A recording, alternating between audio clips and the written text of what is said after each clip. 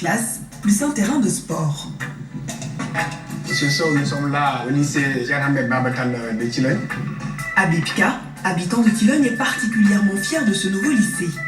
Aujourd'hui, il fait une visite guidée pour Aliou Sow qui vit à Paris.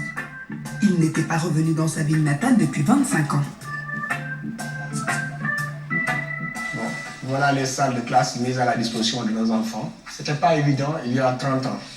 Maintenant, il est possible d'étudier de la maternelle jusqu'à la classe de terminale sans bouger de chez soi. La construction du lycée a coûté plus de 220 millions de francs CFA. Et 30% du budget a été financé par des ressortissants de Tilogne qui habitent un peu partout dans le monde. Au Sénégal, Tilogne, c'est le symbole d'une ville qui se développe à toute allure par l'argent de la diaspora. Ce qui était encore un petit village il y a quelques années est devenu une ville en pleine croissance. Tout ce boulevard, ce sont des immigrés, principalement des Français. Ici, c'est pour un jeune retraité. On ne peut plus parler de village, c'est presque une ville. Ouais. Et la ville ne fait que s'exporter. Ouais. Et avant, c'était des champs. Ah, ouais. Et actuellement, c'est devenu même le centre-ville. Ah. La ville a tellement changé de visage qu'Aliou Sow s'y perd aujourd'hui. J'ai fait toute ma vie en France. Là, maintenant, à Tilogne, je ne reconnais rien, alors que quand j'étais tout jeune, je connaissais tout. Une transformation de la ville à laquelle Aliou Sow a lui-même participé. En France, il cotise chaque mois pour le financement de projets de développement à Tilogne. On cotise au niveau associatif chaque mois. Par exemple, quand on construisait le lycée, on nous a demandé de faire une participation exceptionnelle en dehors de nos cotisations. Ces cotisations sont versées à une association qui est ensuite chargée de les investir à Tilogne. Elle s'appelle TAD, Tilogne Association Développement. Aujourd'hui, c'est l'une des associations les plus structurées de la diaspora sénégalaise. Le réseau TAD est présent dans au moins 9 pays. En Europe, c'est la France qui est la section mère. Aux États-Unis, on a une très forte section également. On est présent en Belgique, en Italie, au Cameroun, en Afrique centrale, au Gabon. Mamadou Kane est le représentant du TAD à Dakar.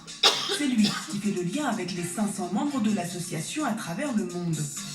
Régulièrement, il fait des réunions par Skype pour faire le point sur les projets à financer. Donc on discute sur le point du logement des étudiants. Je disais tout à l'heure que ce qu'on avait décidé, c'était 1,8 million qu'on avait dit qu'on va l'étudier. Cela fait 40 ans que TAD existe. Et les financements de projets de l'association dans la région de Tilogne sont de plus en plus diversifiés.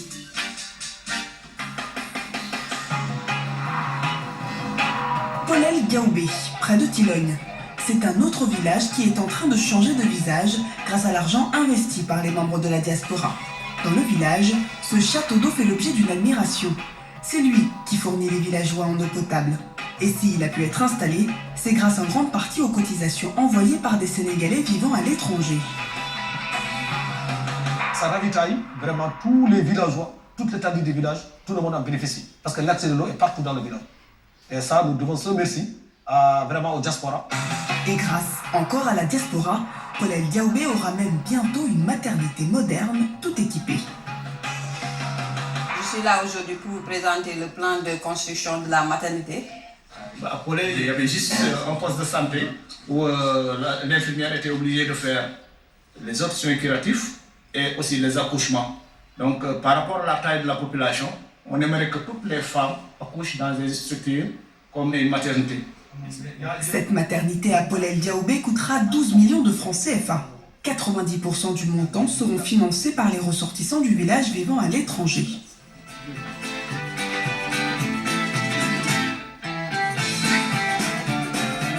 À Polel Diaoubé, la diaspora s'intéresse aussi à l'économie et surtout au développement agricole de la zone. Elle vient d'investir dans cette pompe d'irrigation qui va servir à arroser une ferme de 45 hectares. Les villageois pourront y cultiver des fruits et légumes. Ça nous permettra vraiment d'irriguer toutes les terres que nous avons pour atteindre notre autosuffisance alimentaire. Avec ce projet, la diaspora veut surtout créer de l'emploi local pour les jeunes du village de Polel Diaoubé et ses alentours. freiner l'immigration clandestine. Nos jeunes qui prennent parfois les pirogues pour voir l'autre côté ailleurs, en Europe, pour dire que l'Eldorado c'est là-bas. Nous disons que l'Eldorado c'est ici. Tant si on travaille ici, on pourra être vraiment autonome. L'économie générée par cette ferme devrait faire vivre dans quelques années tout le village. La diaspora sénégalaise, une mine d'or qui rapporte gros à l'économie du pays. Chaque année, elle envoie 900 milliards de francs CFA. Cela représente un tiers du budget de l'État sénégalais et c'est plus de la moitié des aides internationales accordées au Sénégal. Janine Kakou-Diagou, vous pensez quoi de cette initiative de la diaspora? Salutaire, mais ça veut dire qu'on doit constater l'échec de l'État à assurer le minimum vital à cette population. Et c'est dommage, parce que le rôle de la diaspora, c'est pas de construire des écoles, des infrastructures de base, des dispensaires.